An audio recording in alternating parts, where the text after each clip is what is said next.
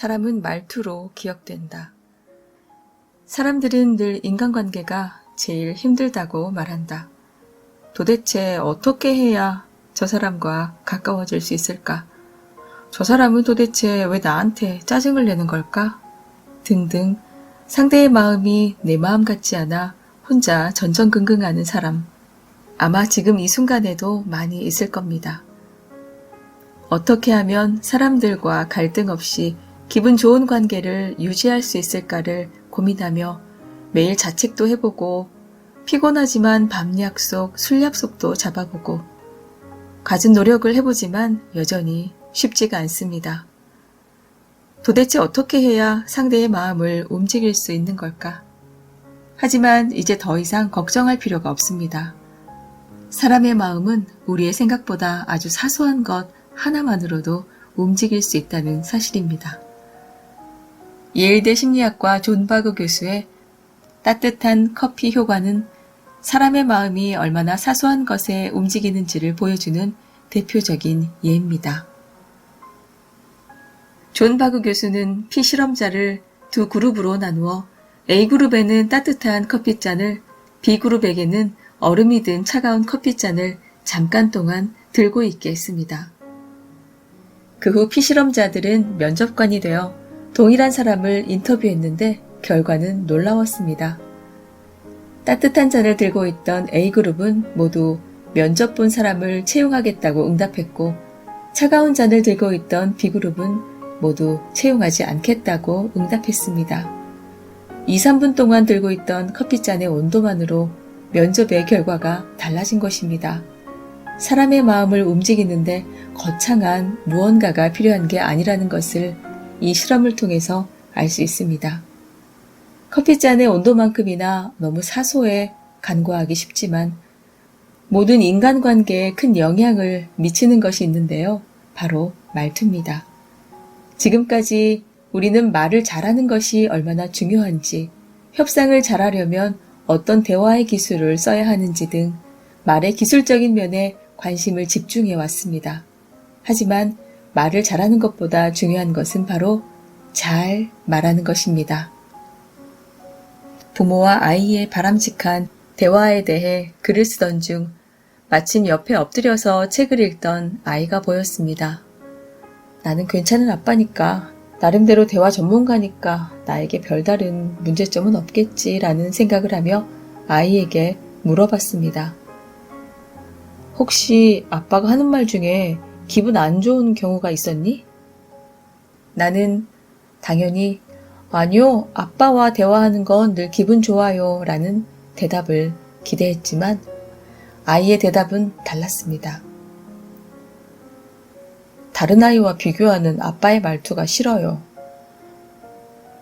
나 자신은 누구에게도 비교당하는 것을 그리도 싫어하면서 나도 모르게 아이에게 비교의 말을 사용하며 마음 아프게 했던 것입니다. 비즈니스 커뮤니케이션, 조직대화법, 부모와 자녀의 소통 등에 대해 오래 공부해오면서 나름대로 커뮤니케이션 전문가라고 불리던 나 역시 여전히 아이의 마음을 상하게 하는 말투를 나도 모르게 사용했던 것입니다. 대화의 현장에서 많은 사람들이 놓치고 있는 것, 바로 말투입니다. 말의 내용과 말의 형식은 학교에서, 가정에서 잘 배우고 있지만 말투에 대해서는 그동안 간과해 왔습니다. 그러나 말의 내용보다, 말의 형식보다 관계를 결정짓는 힘은 말투에 있습니다. 말투 하나만 가다듬어도 인생이 바뀝니다. 말투만 바꿔도 막혔던 말문이 트이고 원하는 것을 얻으며 사람 사이의 분위기가 달라집니다. 성공하는 사람들, 존경받는 사람들, 알고 보니 말투부터 달랐습니다. 말투는 인간관계를 구축하는데 빼놓을 수 없는 매우 중요한 역할을 합니다. 이 책에서는 그동안 우리들이 일상의 대화 속에서 아무렇지도 않게 사용하고 있었던, 그래서 우리의 가치를 훼손시키고 있었던 말투를 찾아 하나씩 고쳐보고자 합니다. 또한 만나면 기분 좋은 사람으로 만들어주는 말투, 원하는 목적이 있을 때 사용하면 좋은 말투, 공격적이지 않으면서도 단호하게 자신의 의사를 전달할 수 있는 말투 등 대화의 현장을 관찰하면서 찾아낸 버려야 할 말투, 반드시 배워야 할 말투를 정리했습니다. 도대체 어떻게 하면 다시 만나고 싶은 사람이 될 수 있을까? 대화를 나눌 때 느낌이 좋은 사람은 어떤 말투를 사용하는지, 좋은 인상을 남기는 사람의 말투는 무엇이 다른지, 사람들이 호감을 느끼는 말투는 어떤 것들이 있는지 등 이 책에 담긴 올바른 말투 사용법을 터득한다면 누구에게나 다시 만나고 싶은 사람으로 기억될 것이며 어느 누구를 만나도 좋은 분위기를 만들 수 있을 것입니다.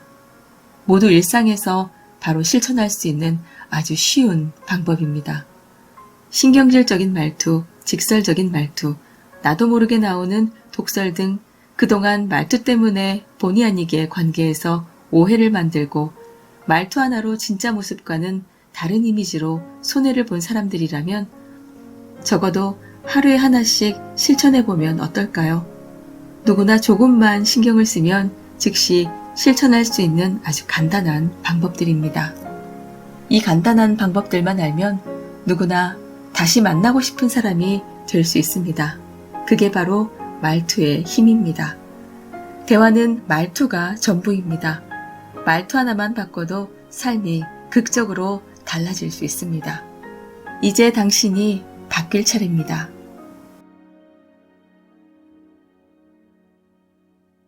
안녕하세요. 아이즈입니다. 제가 좋아하는 김창욱 교수 강연에서 보면 모국어가 좋은 사람을 만나라고 합니다. 모국어가 좋은 사람이 어떤 사람일까요? 아기 때부터 예쁜 말을 듣고 자라야만 모국어가 좋은 사람으로 자라겠죠. 말 한마디에 천냥빚을 갚는다는 속담처럼 우리는 사소한 한마디에 마음이 기쁘고 슬퍼지기도 합니다. 기분 좋은 사람으로 기억되는 아주 사소한 습관. 오늘 소개해드릴 책 모든 관계는 말투에서 시작된다입니다.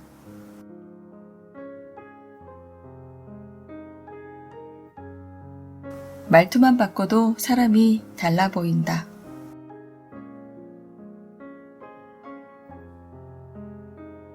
말투는 버릇이다. 말의 내용과 말의 형식 중 어느 게 더 중요할까? 내용만큼이나 형식도 중요하고 형식 이상으로 내용도 중요하다. 아무리 존댓말로 형식을 갖춰 말해도 그 내용이 상대방에 대한 존중을 담고 있지 않다면 불쾌한 말에 지나지 않는다. 내용이 논리적이라고 해도 더듬더듬 자신 없이 말한다면 설득에 실패하는 말하기가 될 것이다. 말의 내용은 곧 뜻이다. 말의 형식은 곧 행동이다. 말의 뜻과 행동이 적절하게 조화를 이루어야 성공적인 대화를 할 수 있다. 말의 뜻과 행동이 하나의 목표를 향해 함께 할 때만이 대화는 아름다운 결과를 얻을 수 있다. 문제는 말의 뜻과 말의 행동을 적절히 조화시키는 것이 어렵다는 데 있다. 그렇다면 우리의 목표는 단순해졌다. 말의 뜻과 말의 행동 사이의 거리를 줄이려는 노력을 하면 된다. 말의 내용도 말의 형식도 아닌 제3의 영역이 있으면서 내용과 형식 사이의 거리를 줄일 수 있는 말투가 바로 그 해결책이다. 말투란 말을 하는 버릇이나 모습을 뜻한다. 여기서 두 가지를 알 수 있다. 우선 말투는 버릇이다. 우리는 다른 사람의 버릇을 보면서 그 사람의 습관이나 성격을 짐작해 판단의 기준으로 삼는다. 급한 말투, 더듬는 말투, 느린 말투, 꼼꼼한 말투 등 말을 하는 버릇으로 성격을 예측할 수 있다. 다만 말투는 버릇일 뿐 본성이 아니다. 그러니 얼마든지 고칠 수 있다.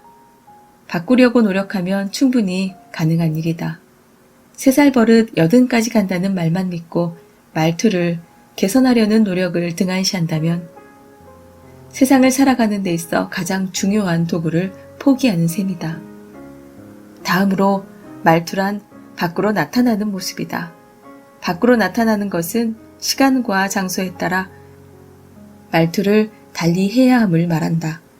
친한 사람들 사이에서의 말투, 우더른과 아랫사람을 대할 때의 말투, 연설장에서 강사로서의 말투 등 목적과 상황에 따라 말투는 달라져야 한다.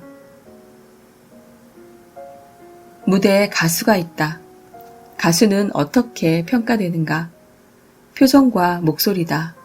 표정으로 노래의 뜻을, 목소리로 노래의 형식을 적절하게 보여줘야 노래 잘한다는 평가를 받는다. 다른 경우도 마찬가지다. 집에서 아이들과 놀 때, 카페에서 연인과 함께할 때, 직장에서 상사에게 보고할 때, 각 상황마다 말투는 달라야 한다. 자신의 말이 상대방에게 어떻게 전달되고 있는지에 무관심한 사람은 마치 주변 사람에게 마구 총을 쏘아대는 사람과 다를 바 없다. 나에게는 어떤 말버릇이 있는지 떠올려보자. 당신의 말투가 상대방에게 어떻게 보이고 있는지, 나의 입에서 나온 말들이 세상을 향해 총질만 해대고 있는 것은 아닌지, 나의 말투는 안녕한지, 나를 한번 돌아보는 것이 말투를 개선하는 노력의 시작이다. 개저씨라는 말을 한 번쯤은 들어봤을 것이다. 개와 아저씨의 합성어로 주로 여성이나 약자에게 갑질하는 중년 남성을 일컫는 말이다. 예는 수도 없이 많다. 드라마 미생의 한 장면을 떠올려보자. 남자 상사가 부하 여직원에게 말끝마다 어디 여자가 라는 폭언을 내뱉는다. 개저씨의 전형적인 예다. 지하철에서도 쉽게 볼 수 있다. 밑도 끝도 없이 요즘 젊은 것들은 이라는 말을 하며 욕을 하는 아저씨 역시 개저씨다. 개저씨라 불리는 사람들이 이러한 오명을 쓰게 된 이유는 무엇일까? 바로 말투다. 말의 버릇이나 모습 때문에 일순간 개저씨로 전락해버린 것이다. 젠틀맨으로 거듭나고 싶다면 최우선 과제는 바로 자신의 말투를 살펴보고 지금 당장 고쳐야 할 말투가 무엇인지 문제점을 찾아내는 것이다. 물론 아저씨들만의 문제는 아니다. 비호감에서 벗어나 사람들에게 호감형 이미지로 기억되고 싶다면 말투에 그 답이 있다는 것을 기억하고 이제부터 하나씩 구체적인 실천법을 배워보자.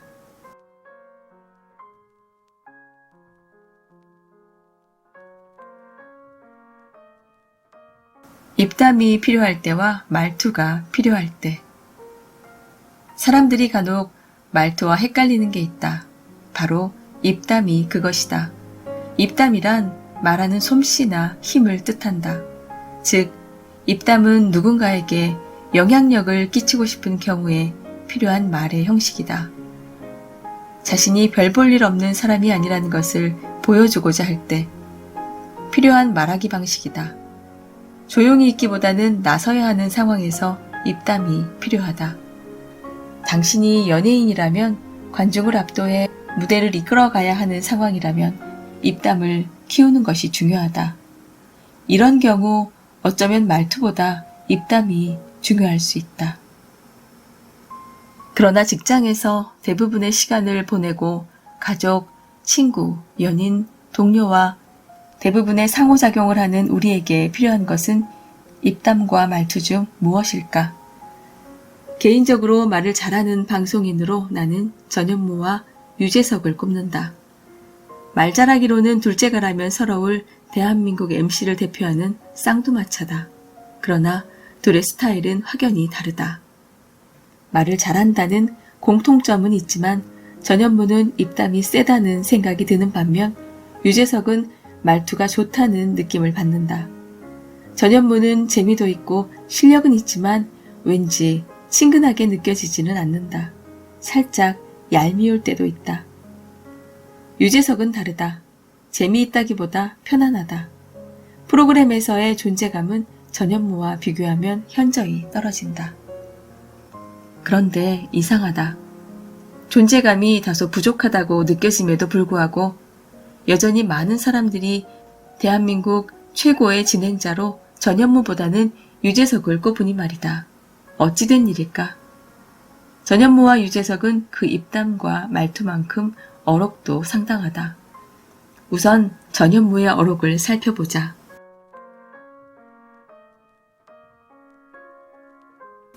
꿈이 없는 것도 비참하지만 안 되는 꿈을 잡고 있는 것도 비참하다. 포기하지 못하는 꿈, 안타깝다. 꿈도 아닐 때는 버려야 한다. 사람들은 집중이란 말을 너무 쉽게 해요. 놀 거 다 놀고 연애도 실컷 하고 책상 앞에서 서너 시간 공부하는 게 집중이 아니에요. 내 삶의 모든 것을 목표 하나에 집중하는 것. 그 밖의 것은 포기하는 것. 그게 집중이에요.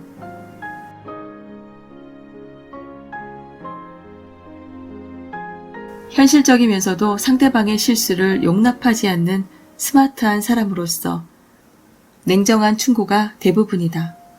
무엇인가를 하라고 말한다. 다음으로 유재석의 어록을 살펴보자.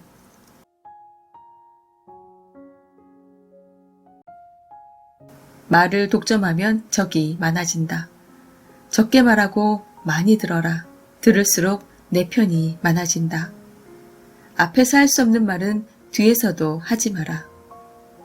하고 싶은 말보다 상대방이 듣고 싶은 말을 해라. 칭찬에 발이 달렸다면 험담에는 날개가 달려있다. 입술의 30초가 마음의 30년이 된다. 리더인 내가 책임을 져야 한다고 생각한다.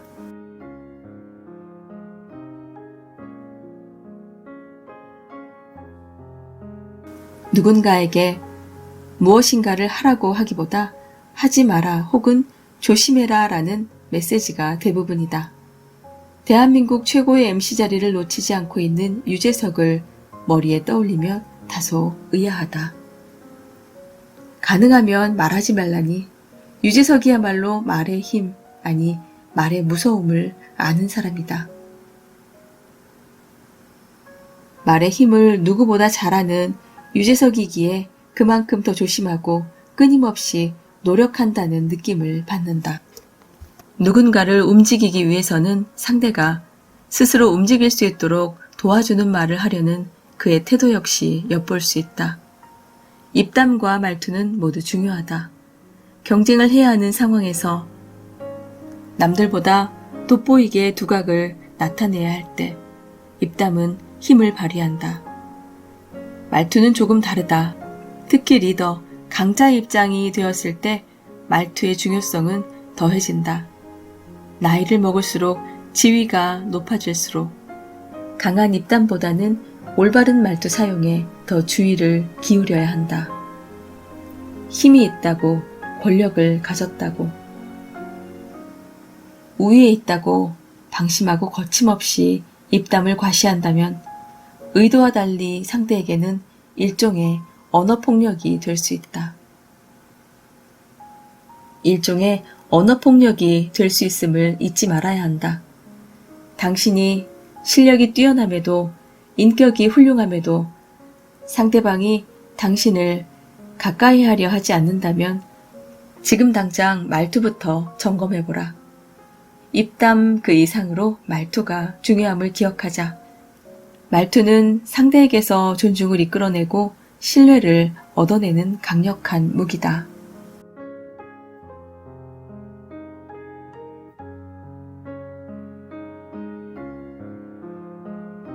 말투는 논리가 아닌 감정의 언어다. 상대방에게 따뜻한 말투, 다정한 말투, 힘을 주는 말투, 관계가 좋아지는 말투를 사용하기에 앞서 전제 조건이 있다. 바로 상대방에 대한 이해와 공감이다. 하지만 문제는 이게 쉬운 일이 아니라는 점이다. 상대방을 이해한다는 것, 타인에 대해 공감한다는 것은 쉽지 않은 일이다. 그러나 아주 작은 노력 하나로 우리는 어렵지 않게 공감을 담은 좋은 말투를 지닐 수 있다. 그 첫걸음은 바로 너와 나는 다르지 않다는 생각이다. 너와 내가 다르지 않은 사람이라는 생각을 갖는 것만으로 우리는 대화에 능숙한 사람, 제대로 된 말투를 사용하는 사람으로 거듭날 수 있다. 함부로 타인에 대해 알고 있다고 생각하지 말자. 내가 나를 모르는데 넌들 나를 알겠느냐라는 노래 가사도 있지 않은가. 사실 타인을 아는 것 이전에 자기 자신도 잘 모르겠다고 호소하는 사람은 실제로 얼마나 많은가. 나 자신도 모르겠는데 감히 상대방에 대한 이해와 공감을 하겠다고 힘을 쓰다가는 정작 대화의 기회조차 만들지 못할 가능성이 크다.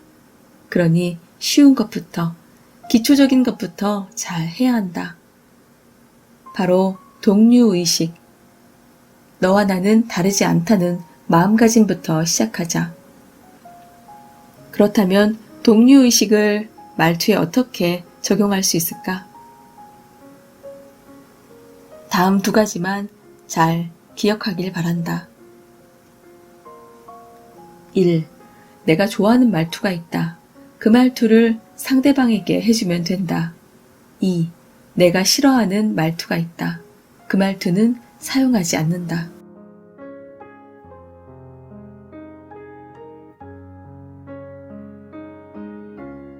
이게 바로 말투의 기초다.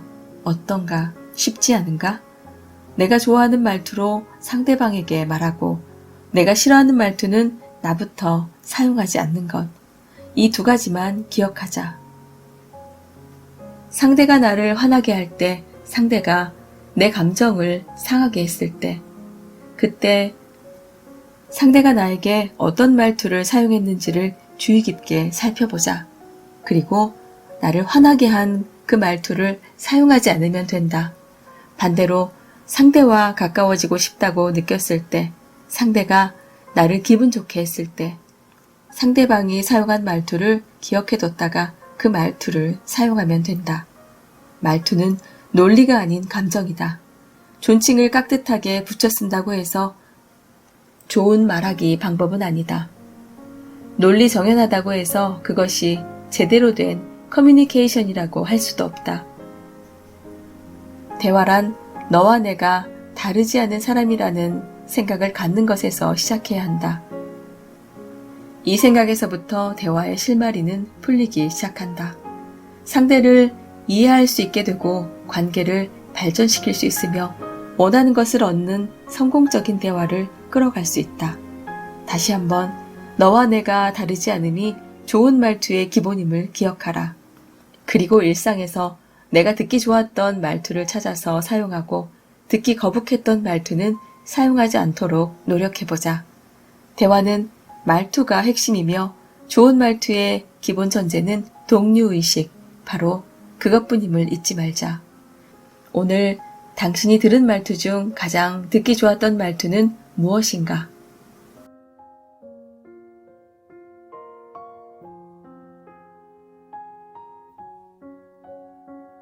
상대의 말투에 답이 있다.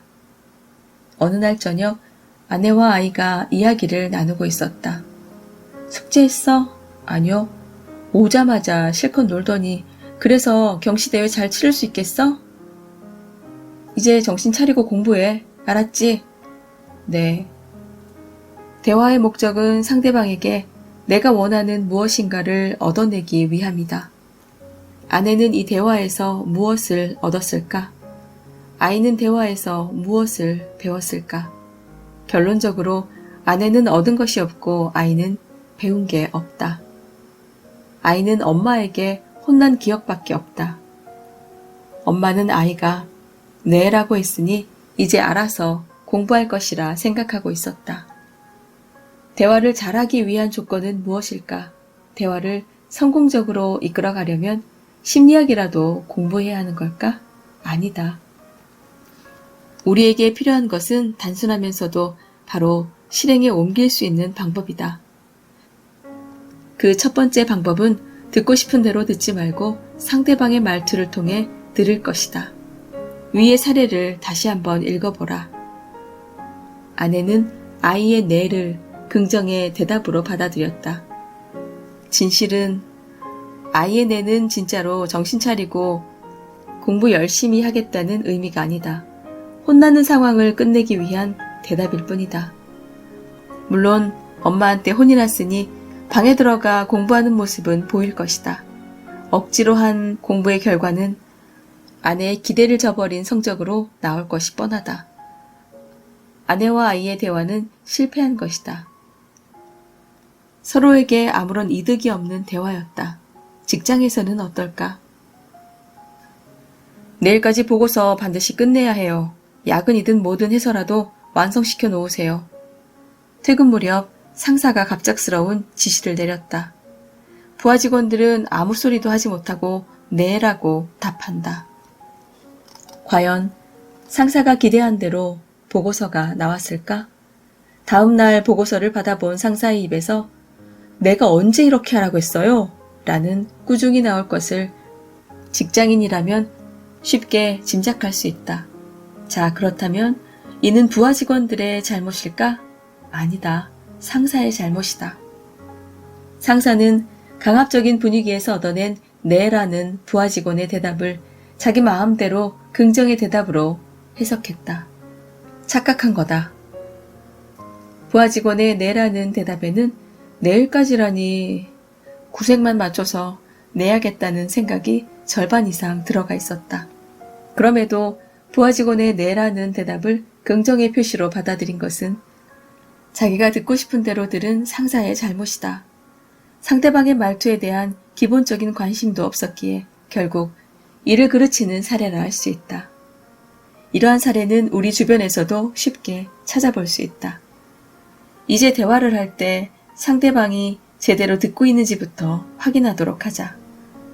상대방이 어떤 말투로 대화를 하고 있는지에 초점을 두고 대화를 이어가야 불통을 소통으로 전환시킬 수 있다. 다시 말해 대화는 내용을 이해하는 것 이상으로 상대방의 말투에 관심을 두는 것이 중요하다는 것이다. 나를 대하는 상대방의 말투에 집중하라. 어떤 말투로 말하고 있는지 주의 깊게 살펴보자. 여러분의 구독과 좋아요, 알림 설정은 채널 성장에 큰 힘이 됩니다.